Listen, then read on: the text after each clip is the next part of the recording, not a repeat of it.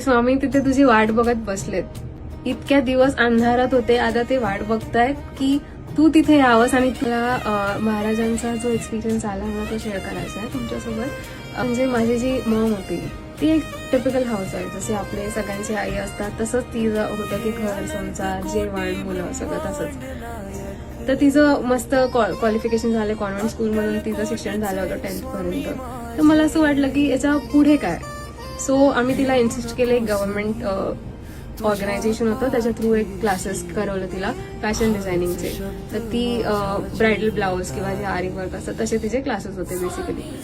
आणि you won't believe की ती क्लासमध्ये सेकंड आली.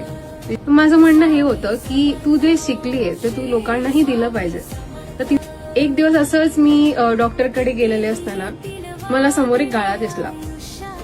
मी सहज त्याची इन्क्वायरी केली, मी जाऊन तो व्हिजिट केला, मी व्हिडिओ काढला त्याचा.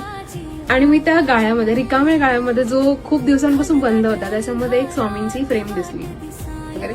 मी फक्त तिला तो एक व्हिडिओ दाखवला, त्याच्यामध्ये मी तिला बोलली हे बघ ही स्वामींची फ्रेम आहे आणि तू त्यांच्या जे आहे अंधाराचं ते उजेड करावं. यू वोंट बिलीव्ह आता तिचे कमीत कमी 45 to 50 बॅचेस झालेत. त्याच्यामध्ये ती एवढे सारे विमेनला त्यांनी शिकवलंय.